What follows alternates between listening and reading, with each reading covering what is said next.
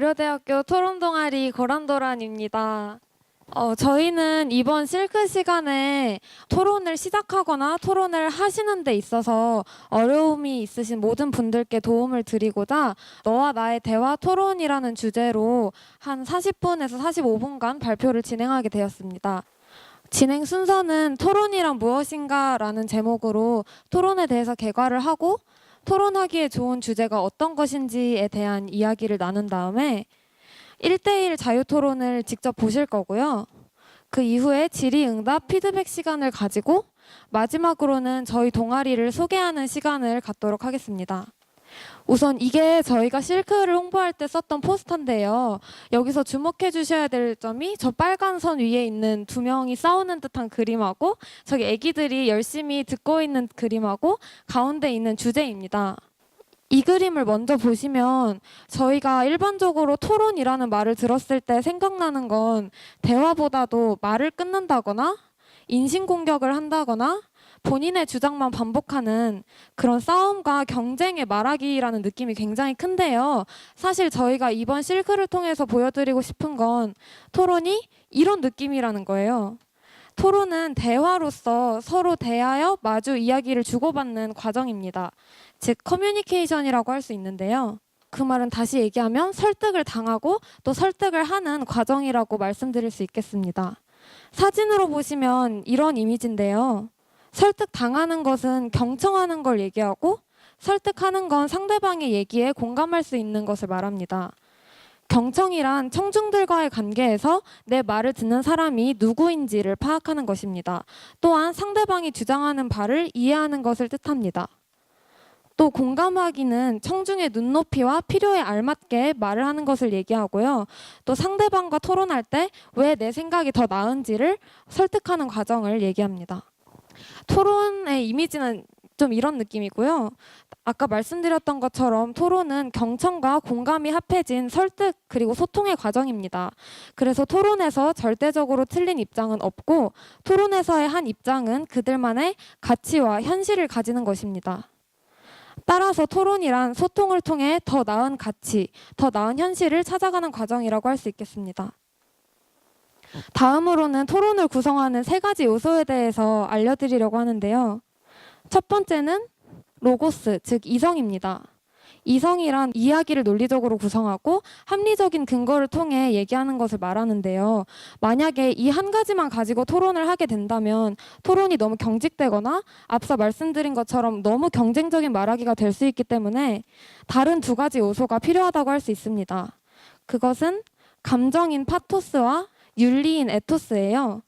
감정은 감정적인 자극, 즉 정의, 자유, 사랑, 생명, 가족과 같은 어떤 청중들에게 감정적인 공감을 불러일으킬 수 있는 요소를 토론에 넣는 것을 이야기하고 윤리는 토론자의 인격으로서 상대방과 눈을 맞추고 말한다거나 상대방이 이야기할 때 고개를 끄덕이면서 경청하는 자세를 보인다거나 또는 과도하게 말을 끊지 않는 그런 토론자의 인격을 나타내는 것입니다.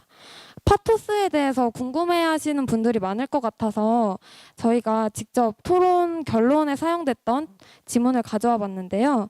이것은 학력차별금지법 도입이라는 주제를 가지고 흥사단이라는 토론 대회에서 결승에 진출했던 분의 결론인데요. 이분은 찬성 측이었고 위에 읽어보시면 이제 얼마 전 구의역에서 고졸 비정규직 근로자였던 한 청년이 혼자 스크린 도어를 수리하다 전동차를 피하지 못해 목숨을 잃었습니다. 사고 당시 그의 가방에 들어있던 컵라면은 모두의 가슴을 먹먹하게 만들었습니다. 라는 부분이 있고 또 아래 내려가 보시면 우리 모두가 함께 행복할 수 있고 꿈을 꿀 수 있는 사회를 위해 고민하는 것이 뜯지 못한 컵라면을 만들어낸 현 대한민국의 의무이자 책임입니다. 라고 해서 청중들의 감정을 자극하고 또 공감을 불러일으킬 수 있는 요소를 넣는다는 것을 알 수 있습니다. 다음으로는 토론의 종류에 어떤 것이 있는지 알아볼 건데요. 우선 정해진 형식과 규칙, 또 엄격한 시간 제한이 특징인 아카데미식 토론이 있어요. 아카데미식 토론은 주로 토론대회에서 이용하는 방식으로 크게 국회의장배식 토론과 세다식 토론이 있어요. 저희 동아리에서도 이 두 가지 토론 방식을 활용하는데 국회의장배식 토론 같은 경우에는 중간에 수기 시간을 두고 앞뒤로 교차조사와 입론, 결론, 그리고 자유토론이 있는 방식이고 세다식 토론은 입론, 교차조사, 그리고 반박, 결론이 계속 반복되어 나오는 방식입니다. 또 자유토론이 있는데요. 자유토론은 말 그대로 정해진 순서나 형식이 없이 진행되는 토론이고 다만 입론, 자유토론, 결론이라는 개괄적인 구조 정도는 갖추고 있는 편이에요. 그래서 이후에 보실 1대1 토론은 가볍게 자유토론 형식으로 진행하는 것으로 하겠습니다. 다음으로는 토론의 평가 항목에 대해서 설명해 드릴 건데요. 토론의 평가 항목은 다음과 같은데 이 중에서 저희가 이따 볼 자유토론에 한해서 집중해 주셔야 될 점만 설명하고 넘어가도록 하겠습니다. 입론 같은 경우에는 팀의 입장 표명을 하는 것이 가장 중요해요.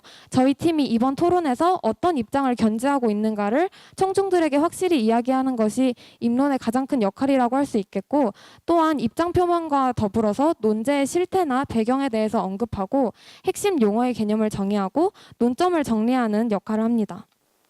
다음으로 자유토론에서는 아까 말씀드렸던 경청과 공감이 가장 큰 요소로 작용합니다. 여기에서는 상대팀의 주장을 경청하고 또 상대팀의 반박에 대해서 적절한 재반박을 할 수 있어야 합니다. 또한 우리 팀 주장이 얼마나 명확한지 그것을 얘기하고 또한 그것에 있어서 근거가 적절해야 합니다. 마지막으로 최종 발언은 결론이랑 같은 부분인데요. 여기서는 팀의 핵심 주장을 강조하고 쟁점을 정리한 다음 우리 팀이 승리해야 되는 이유를 어필하고 효과적인 마무리를 하는 것으로 토론을 끝맺게 됩니다. 여기에서 효과적인 마무리란 앞서 말씀드렸던 감정적인 요소를 넣을 때 조금 더 청중의 공감을 불러일으킬 수 있는 것입니다. 다음으로는 어떤 주제를 선정해야 토론에 적절한 주제인가 이것에 대해서 고민하시는 분들이 많아서 이 점을 얘기하려고 해요. 제가 어떤 카페에서 찾은 건데 이분이 안녕하세요. 다음 토론 주자로 당첨되어 주제를 뭘로 해야 할지 엄청 고민하고 있습니다. 다들 글솜씨가 너무 좋으셔서 고민입니다. 라고 해주셨는데 저도 실제로 토론하기 전에 이런 고민을 굉장히 많이 하거든요. 하지만 사실 토론의 주제라는 건 상반되는 의견을 얘기할 수 있는 이야깃거리라면 어느 것이나 가능해요. 이 부분이 제가 아까 처음에 포스터에서 주목할 점이라고 말씀드렸던 토론 주제들이 언급된 부분인데 보시면 정치, 경제 같은 굉장히 무거워 보이는 주제들도 있지만 일상이나 언어, 뷰티 같은 요새 사람들의 입에 자주 오르내리는 쉬운 대화 주제들도 있어요. 다만 고려해야 될 것은 시의성인데요. 시의성이란 때시와 마땅할 의자의 합성어로 그때의 상황에 적절함, 오늘날 사회에서 요구되는 것, 많은 사람들과 이야기를 나눌 수 있는 주제를 얘기합니다. 그래서 시의성 있는 주제에 대해서 다시 한번 언급을 하려고 하는데요. 시의성 있는 주제란 너무 어렵지 않고 들어봄직한 이슈이면서 찬반 대립이 가능한 주제를 얘기합니다. 그래서 이런 시의성 있는 주제를 세 가지를 고려해야 하기 때문에 주제를 정하는 것이 상당히 어렵고 끊임없는 고민이 필요한 과정이긴 하지만 뉴스나 신문, 책, 학교 수업 또는 친구들과 하는 대화 속에서도 쉽게 주제를 발견할 수 있기 때문에 큰 부담을 가지시지 않으셔도 됩니다.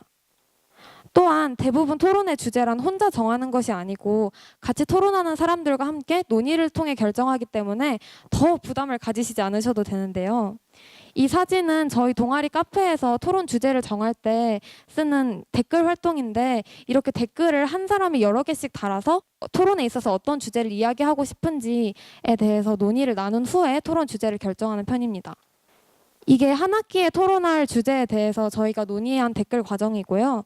이를 통해서 정한 주제는 이런 것들이에요. 그래서 이게 저희가 2017년 1학기에 고란도란에서 주제로 사용했던 것들인데 뭐 의원 내각제 도입해야 한다, 행정수도 이전해야 한다와 같은 뉴스에 자주 나오는 정치적인 이야기도 있지만 혐오 발언 금지법을 적용해야 하는가와 처럼 우리 주변에 있는 이야기, 또 성적 장학금 부활해야 한다, 대학 성적의 출석 점수 반영해야 되는가, 졸업 요건에 영어 강의가 있는 것은 정당한가처럼 저희 대학 속에서도 쉽게 발견할 수 있는 이야기들도 많이 주제로 발제가 되었습니다. 이 중에서 이후 1대1 토론에서 보실 것은 성적 장학금 부활해야 한다라는 주제를 가지고 이야기를 해볼 거고요.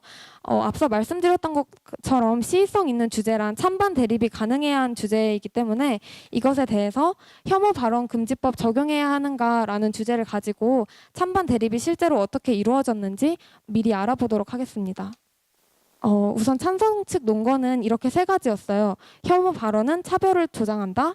기존의 법안으로는 혐오 발언을 제대로 규제할 수 없다. 혐오 발언 규제법을 통해 인간의 존엄성을 보존할 수 있다. 이렇게 세 가지가 있었고, 반대 측 논거로는 형사적 접근에 관한 구체적인 기준을 마련하는 것과 이를 바탕으로 불법성을 판단하는 것에 어려움을 겪는다. 처벌되지 않은 혐오 발언은 국가의 이해 승인되는 효과를 낳는다. 다른 유럽 국가들에 비해 사회적 공론화가 많이 마련되지 않은 현재 법을 도입하는 것은 시기상조다. 이렇게 세 가지 의견이 서로 맞부딪히는 양상이 있었습니다. 세 번째로는 이제 1대1 자유토론이 이어질 건데요. 주제는 방금 말씀드렸던 것처럼 성적 장학금 부활해야 한다를 가지고 찬성 측은 임승호 토론자 씨가, 반대 측은 박진우 토론자님이 오셔서 토론을 하실 거고요. 그런데 토론을 듣기 전에 저희가 미리 해야 하는 과정이 있어요. 질의응답이랑 피드백인데요. 청중의 역할이란 토론을 단순히 듣는 것뿐만 아니라 평가하는 것도 있어요. 그래서 이렇게 토론 평가지라는 것이 아까 제가 나눠드린 그 종인데, 토론 평가지에는 세 가지 요소를 가지고 평가를 하게 되시는데요. 우선 첫 번째, 논지에 있어서는 올바르게 주제를 분석했는가, 다양하고 깊이 있게 주장을 전개했는가, 또 상대 주장에 대해서 날카로운 비판이 이루어졌는가와 반박에 대해 논리적인 대응을 했는가가 평가 항목이 되고, 옆에 있는 평가란에 본인의 평가를 적어주시면 될 것 같고요. 또 전달력에 있어서는 반언어적 요소와 비언어적 요소를 적절히 활용했는가가 중요한 평가 기준이 돼요. 그래서 반언어적 요소에 있어서는 발음이나 성량, 말의 빠르기, 자신감이 들어가고, 비언어적 요소로서는 토론할 때 손짓이라든지 청중과 아이 컨택이 잘 이루어지는지가 들어갑니다. 마지막으로 토론 태도에 있어서는 제시된 토론 시간과 규칙을 준수했는가, 또 상대방을 존중하고 경청하는 태도가 있었는가가 평가 요소가 됩니다. 이게 저희 동아리에서 실제로 사용하는 토론 평가표인데요. 이게 방금 나눠드린 거고 앞서 말씀드린 표와 내용이 똑같죠? 이게 제가 받은 피드백입니다. 이를테면 논지에 대해서 평가를 할 때는 입론이 다소 길었던 것 같다. 또 피교차 조사를 할 때 반박할 수 있는 내용에 수긍한 것이 아쉬웠다. 이런 식으로 평가를 해주셨고, 전달력에 있어서는 발성이나 성량은 너무 좋은데 조금 천천히 말해주면 좋을 것 같다든지, 또는 조금 더 자신감 있게 임해주면 좋을 것 같다든지에 대한 평가가 있었고, 태도에 있어서는 입론 시간을 맞춘 것이 좋았다, 자연스러운 청중과의 아이 컨택이 좋았다라는 부분이 있었습니다. 또 이렇게 개인에 대한 평가 이외에 토론팀에 대한 종합서술평가 부분도 있는데요. 이것은 토론팀이 불리한 이야기가 나온 기회를 주지 않으려고 토론을 흐름을 끌고 나간 점이 인상적이었다라든지 전반적인 토론 주제나 논지 전개에 대한 이야기를 해주시면 됩니다. 그래서 이제 토론을 진행할 건데요. 토론 순서는 입론과 결론이 각각 2분씩이고 중간에 수기 시간이 없이 자유토론을 16분간 진행하는 형식으로 이루어지겠습니다. 또 총 토론 시간은 20분이고요. 토론하는 데 있어서 제가 앞서 말씀드렸던 주제에 있어서 이게 적합한 주제인가에 대해 먼저 설명을 해드리려고 하는데, 저는 그렇다고 생각해서 이 주제를 꼽았거든요. 왜냐하면 최근 고려대학교가 성적 장학금을 폐지한 이후에 학생들 사이에서 논의가 활발해졌고, 그래서 이 주제가 굉장히 시의성이 있고 여기 계시는 청중분들과 공감대를 형성할 수 있다고 생각했습니다. 이 토론을 들으실 때는 제가 보여드렸던 토론의 3요소인 로고스, 파토스, 에토스에 집중해서 들어주시면 좋을 것 같고요. 또 토론은 공감과 경청의 말하기라는 점을 한 번 더 숙지해 주시면 좋을 것 같습니다. 이제 토론을 시작하겠는데요. 이 토론 평가지를 제가 나누어 드렸잖아요. 이 피드백지에 직접 토론에 대해서 평가를 해주시면 감사하겠습니다. 토론이 끝난 후에 이 평가지를 제가 수합해서 가장 좋은 피드백이 나오신 두 분께 5,000원 상당의 스타벅스 카드를 드리려고 하는데요. 이 카드를 가지고 이제 스타벅스에 가시면 아메리카노 정도는 무료로 사 먹을 수 있는 그런 카드예요. 그리고 이제 그런 카드에 당첨되고 싶으시다면 평가지에 같이 휴대폰 번호나 카카오톡 아이디를 적어주신다면 저희가 가장 좋은 두 분을 선정한 후 이쪽으로 연락을 드리도록 하겠습니다. 자, 이제 20분간 토론을 진행하도록 하겠습니다. 네, 찬성 측 입론 시작하겠습니다. 전 다음과 같은 세 가지 이유로 성적장학금 제도 부활에 찬성합니다. 첫째, 소득 분위의 사각지대에서 장학금 혜택으로부터 소외되는 학생을 무시할 수 없습니다. 성적장학금을 폐지하는 것은 그들에게 남아있는 유일한 기회를 앗아가는 것입니다. 둘째로, 우수한 인재에 대한 지원과 격려는 대학의 중요한 역할 중 하나입니다. 그리고 성적장학금은 우수한 인재에 대해 응원하고 격려하며 장학금을 받지 못하는 학생에게도 우수한 성과에 대한 유인책을 제공합니다. 셋째, 성적장학금 폐지 이전의 근본적 해결책은 등록금을 완화하고 장학금의 재원을 확보하는 것입니다. 이 두 가지가 해결된다면 소득장학금과 성적장학금을 동시에 진행할 수 있습니다. 이러한 시도 없이 성적장학금 자체를 폐지하는 것은 무책임한 태도라고 할 수 있습니다. 과감한 개혁은 가시적인 성과를 보여줄 수 있지만 필연적으로 부작용이 뒤따르기 마련입니다.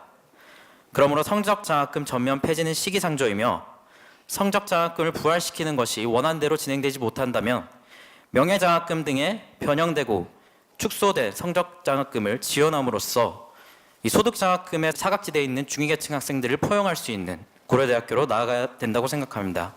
따라서 이러한 측면에서 저는 성적장학금이 부활해야 한다고 주장하는 바입니다. 이상입니다. 네, 반대측 입론 시작하겠습니다. 저소득층 장학금 수혜자 2,401명에서 3,383명, 등록금 전액 장학생 1, 2분위에서 1, 5분위 전체로 확대, 저소득층 학생 방학 포함 매달 50만 원 생활비 지급, 모두 2015년 성적장학금 폐지 후 고려대학교에 일어난 변화입니다. 저는 다음과 같은 두 가지 이유를 들어 성적장학금의 부활에 반대합니다. 우선 성적장학금 부활은 앞서 나열한 모든 긍정적인 변화를 제자리로 돌려놓습니다. 공부하기 위해 돈을 벌어야 하는 역설을 해결하기 위한 것이 성적장학금 폐지의 목적입니다. 성적장학금 폐지로 인한 추가적 장학금 수혜자 1,000여 명에게 그 역설을 다시 체험하게 하는 것이 바로 부당한 이유입니다. 다음으로 성적장학금은 전체적인 학업 성적 향상에 도움이 되지 않습니다. 오히려 그 돈으로 학자금을 지원해 저소득층 학생들의 아르바이트 말고 공부에 몰두할 수 있게 하는 것이 대학 전체의 차원에서 학업 성취도를 증가시킨다는 연구 결과가 있습니다. 즉 성적장학금 유지보다 폐지가 학생들의 학업 성취도를 증가시킨다는데 더 도움이 된다는 것입니다. 네, 이렇게 두 가지 이유를 들어 성적장학금의 부활에 반대하는 바입니다. 네, 이제 찬성 측부터 자유토론 시작하도록 하겠습니다. 찬성 측부터 자유토론 시작하도록 하겠습니다. 앞서서 반대 측 입론에 있어서 이 성적장학금을 폐지하는 것이 소득을 위해서 그 등록금을 벌어야 하는 학생들에 대해서 어떤 공부 시간을 뺏는 이런 취지의 말씀을 하셨는데, 제가 생각하기에 소득장학금과 성적장학금은 충분히 양립할 수 있는 제도라고 생각합니다. 저는 성적장학금을 원안대로 부활시키자는 것이 아닙니다. 원안이 아니라 명예장학제도나 더욱더 강화된 그리고 축소된 성적장학금을 부활시킴으로써 소득장학금만 시행했을 때 생길 수밖에 없는 중위계층과 그리고 소득 분배의 사각지대에 있는 학생들을 포용할 수 있는 이렇게 양립해서 가는 정책을 추진하고자 하는 것입니다. 이에 대해서는 어떻게 생각하십니까? 그렇다면 성적장학금과 명예장학금을 위한 재원은 하나밖에 없는 거죠. 맞습니까? 어떤 재원 말씀이십니까? 그러니까 저희 학교에 그런 장학금을 위한 재원이 마련되어 있지 않습니까? 그 재원이란 것 자체가 한정돼 있고 그 재원에서 쪼개서 성적장학금과 그리고 저소득층 장학금을 줄 수밖에 없는데, 이 말은 뭐냐 하면 제로섬 게임이라는 뜻입니다. 즉 성적장학금을 늘리면 저소득층 장학금이 줄어들고 저소득층 장학금을 늘리면 성적장학금이 줄어든다는 것이죠. 전 여기서 저소득층 장학금이 너무나 중요하기 때문에 성적장학금을 줄이자고 하는 것입니다. 즉 저소득층 장학금에게 지금 굉장히 부족하고 앞으로도 더 필요한 마당에 그 중에 일부를 떼서 성적장학금으로 지급할 이유가 없다는 것입니다. 그렇다면 제가 질문을 한번 드릴 텐데, 아까 그 입론에서 사각지대 말씀하셨죠, 맞습니까? 네, 맞습니다. 네, 제가 아까 입론에서 말씀드린 자료에 의하면 성적장학금 폐지 후에 약 1,000여 명의 학생들이 더 수혜를 받게 됐는데, 이건 그만큼 사각지대가 줄어들었다는 뜻이 아닙니까? 네, 분명히 어떤 그 성적장학금에 쓰이던 재원을 지금 소득장학금에 쓰고 있기 때문에 분명히 분위가 확대된 것은 분명합니다. 하지만 저는 소득 분위를 나누는 어떤 이런 기준 자체에 의문을 제기하고 있는 것입니다. 지금 우리 고려대학교의 이 소득장학금의 기준은 한국장학재단 기준을 따르고 있는데, 여러분들도 지금 국가장학금을 신청하시면서 많이 느끼셨겠지만 나는 분명히 소득장학금을 받을 수 있는 분위가 됐음에도 불구하고 왜 나는 안 됐을까 하는 의문이 많이 드셨을 겁니다. 이것은 왜냐하면 지금 한국장학재단에서 추가 지금 시행하고 있는 기준이 소득이 낮아도 재산이 많으면 소득 분위가 높게 책정되고 있기 때문입니다. 그러니까 어쩔 수 없이 처분할 수 없는 재산이 있을 때는 소득이 매우 낮아도 더욱더 높은 분위에 책정되게 되는 것이죠. 그래서 이러한 학생들은 자신들이 소득이 낮기 때문에 매우 어려움에도 불구하고 이 소득장학금을 수혜받지 못하는 학생들이 필연적으로 발생할 수밖에 없습니다. 이러한 점에서 저는 성적장학금을 추진함으로써 이러한 애매한 계층에 있는 학생들이 적어도 이 성적장학금을 통해서 등록금의 부담을 완화시킬 수 있는 기회는 부여해야 된다는 것입니다. 하지만 성적장학금을 폐지하는 것은 이 일말의 기회조차 박탈한다는 것을 말씀드리고 싶습니다. 그러니까 소득 분위가 그 수치상으로 높게 나와서 돈을 받을 수 없는데도 불구하고 실제로는 가난한 학생들을 위해서 그런 사각지대를 보완하기 위해서 성적 장학금이 필요하다는 말씀이시죠? 네, 맞습니다. 그렇다면 제가 질문을 또 드리겠습니다. 그렇다면 가난한 학생들과 부유한 학생들 중에 누가 더 성적 장학금을 받을 확률이 높겠습니까? 가난한 학생들은 당연히 이제 아르바이트를 해야 되고 그 외에도 자기 생활과 학업을 위해서 돈을 벌어야 하기 때문에 많은 시간을 학업에 투자할 수 없겠죠. 하지만 부유한 학생들 같은 경우는 어떻습니까? 그 나머지 시간을 모두 학업에 쏟을 수 있습니다. 즉 성적장학금 같은 경우는 그런 가난한 학생들을 위해서 명목으로 만들어졌음에도 불구하고 실제로 더 부유한 학생들이 가져갈 확률이 굉장히 높다는 것이죠. 이것을 입증하는 것이 제가 말한 자료입니다. 가난한 학생들이 공부를 더 열심히 해서 많이 받았으면 아까 제가 말한 대로 학생들의 수혜 범위가 넓어지는 그런 게 일어나지 않았겠죠. 수혜 범위가 늘어났다는 것 자체가 방금 제가 말한 그런 논리 구조 자체를 증명하는 것입니다. 그렇지 않습니까? 네, 맞습니다. 하지만 지금 반대 측에서 주장하시는 것은 학생들을 단순히 가난한 학생들과 부유한 학생들 양분을 하고 있다는 것이 문제입니다. 제가 지속적으로 말씀드리는 것은 이 가난하지도 않고 부유하지도 않은 이 중산층, 그러니까 중위 계층에 있는 학생들을 말씀드리는 것입니다. 여기에 앉아 계시는 대부분의 청중들과 그리고 저는 그렇게 가난하지도 않고 부유하지도 않습니다. 하지만 등록금을 마련하기 위해서 이 학생들도 알바를 하고 과외를 하고 이 조금이라도 비싼 등록금을 완화시키기 위해서 분명히 어떤 소득 생산 활동을 하고 있습니다. 단순히 소득 장학금만 시행한다고 해서 이 학생들이 일을 하던 학생들이 모두 공부를 할 수 있다? 이것은 너무 단순한 발상이라고 생각합니다. 설사 그렇다 하더라도 제가 제안한 것이 바로 명예장학생 제도입니다. 이 명예장학생 제도는 2011년 때 우리 학교에서 잠깐 시행한 적이 있는데 잠깐 설명을 드리면 이제 성적장학금을 1등 학생에게 주었는데 만약에 이 학생이 경제적으로 부유해서 내가 이 밑에 있는 학생들에게 2순위, 3순위 학생들에게 양보하겠다 하면 이 2, 3순위 학생들은 자신이 경제적으로 좀 어려우면 이것을 받고 이 양보한 1순위 학생들은 명예장학생이라는 지위를 얻게 됩니다. 이렇게 된다면 앞에서 말씀하신 어떤 그 성적장학금을 시행했을 때는 부유한 학생들에게 이것이 쏠릴 수 있다는 어떤 대안적인 해결책이 충분히 제시될 수 있다고 봅니다. 저는 성적장학금을 원래 시행하던 대로 그대로 부활시키자는 것이 아닙니다. 명예장학금 제도나 좀 더 강화된 그리고 축소된 방안으로서 충분히 시행할 수 있다는 것입니다. 네, 답변 드리겠습니다. 임승원 토론자께서는 왜 우리가 가난한 학생들이나 부유한 학생이 아닌 중간계층의 학생들에게 초점을 맞추고 있다고 말씀을 해주셨는데요. 왜 우리가 가난한 학생들에게 초점을 맞춰야 되는지 말씀드리겠습니다. 중간층 학생들도 용돈을 벌기 위해서 아르바이트를 한다 말씀하셨습니다. 맞습니다. 하지만 가난한 학생들에게 성적장학금이 아닌 저소득층 장학금은 용돈의 문제가 아닌 생존의 문제죠. 그 학생들은 용돈을 벌기 위해서 장학금을 필요로 하는 것이 아니라 우리와 같이 정상적으로 학교에 다니고 정상적으로 공부하기 위해서 바로 생존을 위해서 장학금을 필요로 합니다. 바로 그렇기 때문에 저희가 중간계층 학생들이 아니라 저소득 계층 학생들에 집중할 수밖에 없는 것입니다. 왜냐하면 그들에게 돌아가는 효용 자체가 다르기 때문이죠. 네, 이를 통해서 첫 번째 질문에 대한 대답이 된 걸로 하고, 두 번째 같은 경우에는 명예장학금을 신설해서 하면 된다고 하셨는데 이미 제가 알기로는 저희 학교에 외부 단체에서 주는 장학금이 있죠. 이천시 장학금, 81학번 교우의 장학금 같은 경우가 있는데 기준을 보면 거의 다 이제 성적이 굉장히 많이 비중이 반영합니다. 즉 외부 학교, 저희 학교가 아닌 외부 단체 중에서 이미 충분히 성적 장학금을 지급한 단체가 있기 때문에 그런 말씀하신 최소한의 사각지대 보완은 이미 이루어지고 있다고 주장을 하는 바입니다. 사각지대의 학생들이 이미 구제를 받고 있다고 말씀을 하셨는데 저는 전혀 그렇지 않다고 봅니다. 지금 우리 학교는 자유정의 진리 장학금을 시행하고 있는데 대부분의 장학금이 정의, 그러니까 저소득층 학생들에게 장학금을 지원하는 매우 많은 장학금이 쏠리고 있습니다. 제가 말씀드리는 것은 분명히 1, 2분위에서 1에서 5분위까지 확대되었습니다. 이것은 분명한 사실입니다. 하지만 그 과정에서 고정자산이 많은 학생들은 이게 소득이 적어도 높은 분위에 책정되기 때문에 분명히 사각지대에 있을 수밖에 없습니다. 그래서 만약에 소득장학금을 시행하고자 한다면 이 소득분위 자체에 대한 개정 문제를 논의해야 될 것 같고요. 그리고 지금 0에서 5분위까지 확대되었다고 말씀하셨는데 제가 집중하고자 하는 것은 이 5분위, 6분위 학생들입니다. 이 5분위, 6분위 학생들을 명예장학세 제도를 시행함으로써 이 부유한 학생들이 중위계층들에게 양보할 수 있는 어떠한 그런 기회를 제공함으로써 0에서 1, 2분위 학생들도 포용할 수 있고 3에서 6분위 학생들도 포용할 수 있는 양립하는 정책으로 가자는 것입니다. 저는 결코 가난한 학생들에 대한 지원을 줄이자는 것이 아닙니다. 지금 상황에서도 충분히 양쪽을 포용할 수 있음에도 이러한 시도조차 없이 근본적으로 폐지를 해버리고 이 기회조차 박탈하고 있는 이 고려대학교의 정책에 대해서 의문을 제기하고 있는 것입니다. 네, 아까도 제가 말씀드렸다시피 성적 장학금을 늘리면 그 저소득층 학생들을 위한 장학금은 줄어들 수밖에 없습니다.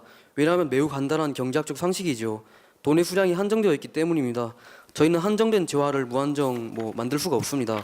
그렇기 때문에 저희가 10,000원을 더 성적 장학금으로 뺀다면 그 10,000원만큼 덜 받는 것이고 몇천만 원을 뺀다면 몇천만 원만큼 덜 받는 것이고 저희가 2015년에 했던 거를 반대로 돌려서 29억 원을 뺀다면 29억 원만큼 가난한 학생들이 덜 받게 된다는 것이죠.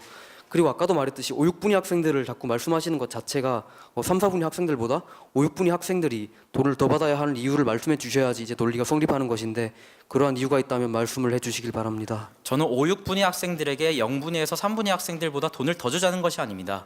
0에서 6분위 학생들, 그러니까 가능한 넓은 범위의 학생들을 포용하자는 것입니다. 누구에게 돈을 더 주자 이런 개념이 아닙니다.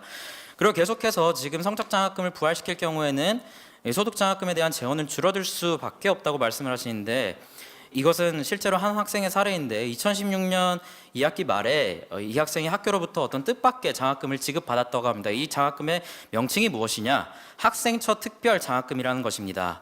그러니까 연말에 이제 장학금이 조금 남아서 소득 3분위 이하인 학생들에게 차등적으로 생활비를 이 남은 장학금들을 조금 더 줬다는 것이지요.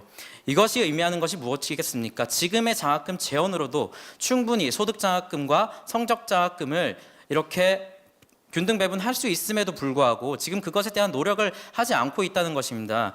그리고 추가적으로 말씀드리면 저는 여기서 근본적으로 논의되어야 할 것 같은 게 이 우리 학교가 성적장학금을 폐지하기 이전에 이 성적장학금을 유지할 수 있기 위해서 어떤 노력을 했는가 물어보고 싶습니다. 여러분이 장학금을 받으려 하고 하는 이유가 무엇입니까? 등록금이 너무 비싸서 있지 않습니까? 하지만 학교는 이러한 등록금을 인하하려는 노력을 전혀 하지 않았습니다. 매년 1%에도 미치지 않은 등록금 인하율, 그리고 이러한 장학금 재원이 충분함에도 불구하고 장학금 재원이 부족하다고 성적장학금을 폐지하고 소득장학금을 주겠다는 것은 매우 편의적인 이러한 태도라고 생각합니다. 만약 학교에서 이 등록금 인하에 대한 근본적인 해결책을 내놓거나 학생사회와 고민을 했다면 우리가 이처럼 지금 장학금 논의를 할 필요가 있었을까요? 제가 말씀드리고 싶은 것은 이러한 논의를 충분히 시도도 해보지 않고 성적장학금을 폐지해버린 고려대학교의 안이한 태도에 말씀드리는 것입니다. 그래서 지금 제가 말씀드리는 것은 충분히 이 재정 상황에서도 이 성적장학금을 부활시킬 수 있고 0에서 6분위 그리고 7분위까지 학생들을 넓게 포용할 수 있다는 점에서 성적장학금을 부활시키자는 것입니다. 네, 말씀드리겠습니다. 저도 임승호 토론자의 말에 깊이 공감합니다. 등록금 줄여야 되고 불필요한 곳에 쓰이는 등록금 많은 거 사실입니다. 하지만 그것은 오늘 토론의 논제에서 벗어나는 것이죠. 왜냐하면 오늘 토론 논제는 한정된 재원을 가지고 어떻게 분배를 할 것인가의 문제이지 그 재원을 늘리는 방법 자체가 포함되어 있지 않기 때문입니다. 저는 임승호 토론자가 말씀하신 방법대로 등록금 자체의 필요성이 줄어드는 방안 언제나 환영이고 따라서 거기에 대해서는 토론이 성립하지 않을 것 같습니다. 네, 그래서 제가 드리고 싶은 말씀이 넓게 덮는다고 하셨습니다. 하지만 생각을 해보십시오. 저희 한정된 돈이 있습니다. 이걸 가지고 넓게 편다면 어떻게 되겠습니까? 그만큼 얇아지겠죠. 이것도 마찬가지로 굉장히 간단한 수학 상식입니다. 저는 그래서 다 같이 얇게 펴서 덮자는 것보다 정말로 필요한 사람들에게 두껍게 덮어주자는 것입니다.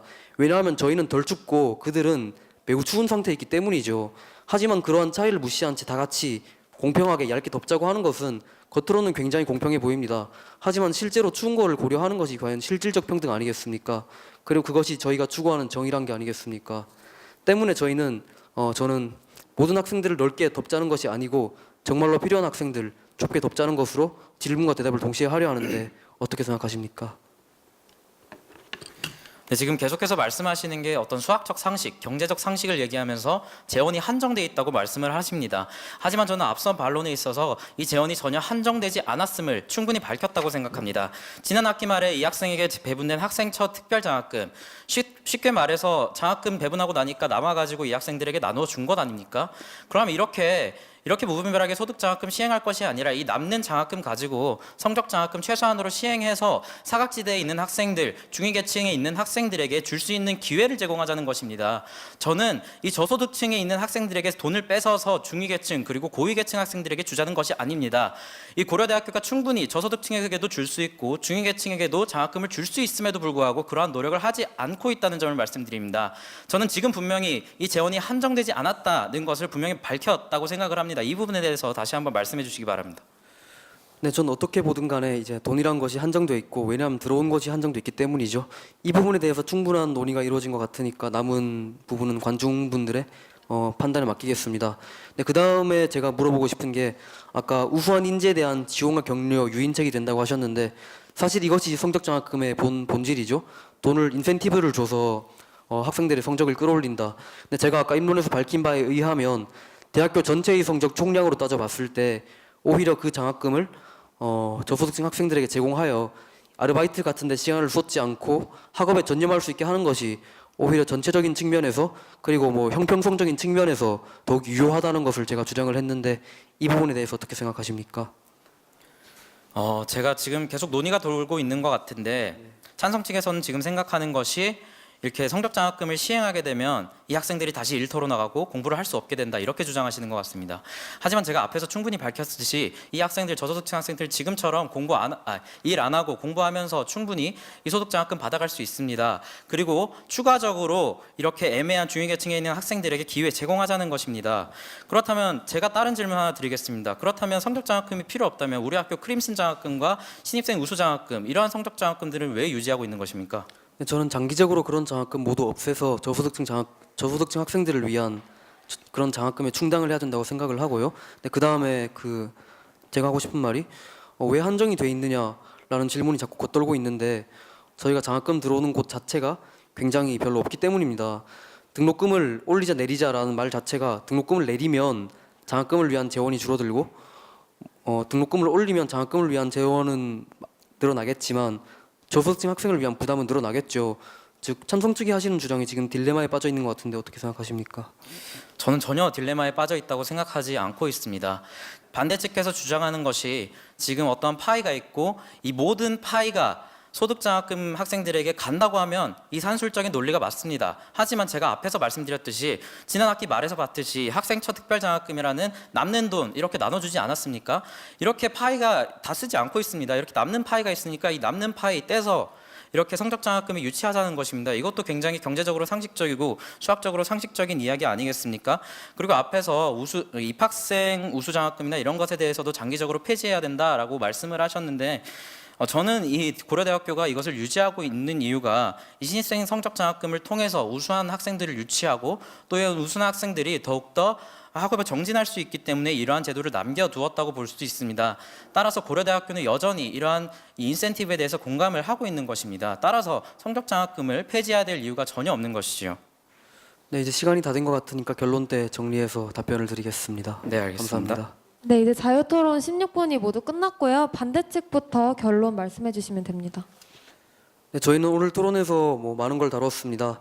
하지만 제가 줄곧 주장해온 것은 저희 성적장학금의 재원은 한정돼 있고 그만큼 성적장학금의 비중을 늘리면 저소득층 장학금을 위한 재원은 줄어들 것이라고 저는 줄곧 주장해 왔습니다. 근데 제가 아까 말했듯이 누구에겐 보너스가 될 장학금이 누구에겐 생존의 문제입니다. 제 친구 얘기를 한번 해보고자 합니다. 제 친구 같은 경우는 제가 오늘 이 토론 한번 보러 오라고 했더니 자기는 아르바이트 때문에 바빠서 자기는 등록금을 벌기 위해서 생활비를 벌기 위해서 아르바이트를 해야 된다고 저한테 말을 했습니다. 근데 정말 절박하고 생존의 문제죠. 너무 슬픈 점은 그러한 문제가 그 친구의 탓이 아니란 것입니다. 지금 이 자리에서 토론을 듣고 계신 여러분들도 운이 조금만 나빴으면 그 친구의 위치에 있었을 것입니다. 근데 그 친구는 단지 태어났을 때 가정에 소득이 그렇게 부유하지 않았기 때문에 이 토론을 보지 못하고 일을 가야 하는 처지에 있는 것이죠. 네, 여러분 제 친구의 절박함을 외면하지 말아 주십시오. 최후의 단 1원까지 정말로 저는 성적 장학금이 아닌 저소득층 장학금을 위해서 쓰여야 하고 그 정당성 당위를 충분히 입증했다고 생각합니다.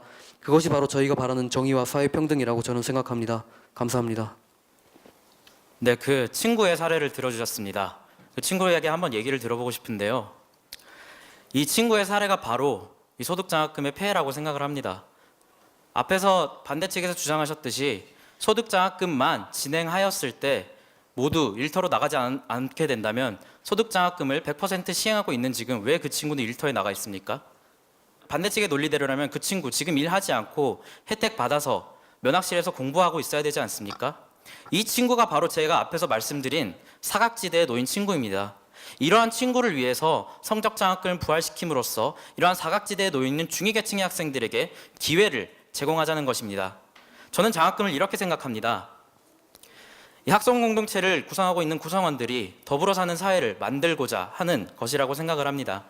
하지만 지금 소득장학금만 시행하는 정책은 저소득층만 지원하는 정책으로 볼 수 있습니다.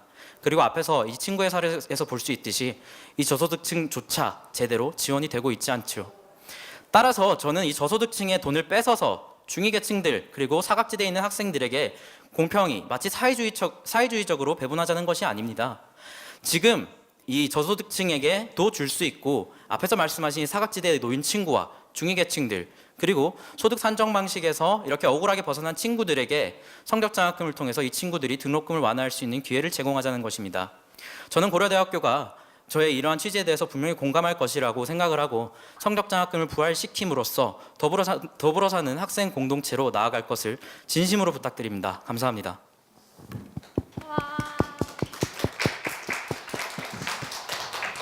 자유토론 잘 들으셨나요? 이게 두 분 다 굉장히 설득력 있게 말씀해 주셔서 전 시간이 굉장히 훅 갔는데 제가 결론 시간을 분배하는 데 있어서 제 착오가 있어서 결론 얘기를 하실 때 찬성팀에서 조금 더 발언을 많이 해주셨어요. 그래서 그 부분은 감안해 주시기 바라고 정말 죄송합니다. 다음으로는 드디어 저희 동아리 고란도란에 대한 홍보를 좀 해보려고 하는데요.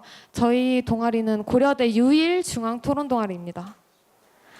고란도란은 학과나 나이 제한 없이 누구든지 토론하고 소통할 수 있는 동아리입니다. 또한 아까 말씀드린 것처럼 고려대 유일 중앙 토론 동아리고요. 또 고려대 유일 한대토련 가입 동아리입니다. 한대토련은 한국대학생 토론연합을 말하는 것입니다. 저희 지도 교수님은 이렇게 잘생기신 이준일 교수님이시고 이분은 고려대학교 법학전문대학원 교수시고요. 전 헌법재판소 헌법연구위원, 국가인권위원회 조정위원, 국회 입법자원위원을 지내신 굉장히 대단하신 분이 저희 지도 교수님이십니다. 또 저런 저서도 내셨으니까 심심하실 때 읽어보시면 좋을 것 같아요. 또 고란도란에서는 다양한 토론대회에 참여하여 수상한 경력이 있는데요. 네, 이렇게나 많고 너무 많아서 다 읽을 수 없을 정도로 많은 토론대회에 참여하였고 또 수상하였습니다. 그리고 이제 또 한국대학생 토론연합과 함께해서 다양한 교류 동아리로서의 역할을 하고 있는데요. 2016년과 2017년에는 토론 고연전을 실시했고 2016년에는 숙명여대 SMDC와 서울과기대 리베르타스라는 동아리와 함께 교류전을 하였고 올해는 한양대 한토막과 방중 세션을 하였고요. 또 경희대 이감이라는 동아리와도 교류 토론을 하였습니다. 또한 고란도라는 중앙동아리답게 사회공헌 활동을 하는 것도 잊지 않고 있는데요. 매년 하반기에 고대 토론대회를 개최하고 개운중학교와 토론 멘토링도 시행하였습니다. 올해도 토론 대회를 하기 때문에 여기 계시는 많은 분들이 심심하시다면 꼭 토론 대회를 보러 오셨으면 좋겠어요. 또한 방청을 가거나 실제로 토론에 참여하는 경우도 많은데요. 이게 올해 1학기에 저희가 JTBC 밤샘 토론에 가서 방청한 사진이고 또 이렇게 에이즈쇼라는 토론 프로그램에 가서 발언을 하거나 취중진담이라는 토론 프로그램에 참여하기도 하였습니다. 이번 주에도 JTBC 밤샘 토론에 저희가 방청을 하러 가게 되는데요.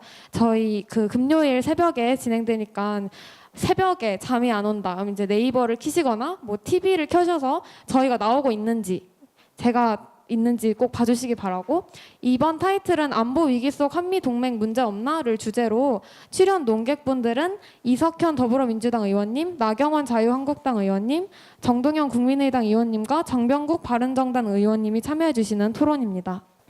고란도란에 지원하는 방법은 이제 내년에 저희가 리크루팅하는 시즌에 이 블로그에서 지원서를 다운로드 받으신 후에 지원서를 성의 있게 작성해 주셔야 하고요. 제출 기한에 맞추셔서 제출하시면 됩니다.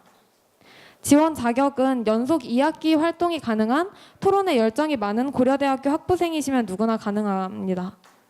추가적인 문의사항은 슬라이드 밑에 있는 제 번호로 연락 주시면 되고, 피드백지는 나가실 때 책상에 놓고 가시거나 아니면 저기 앉아 계시는 고란도란 분들 아무에게나 제출하고 가시면 됩니다. 네, 감사합니다.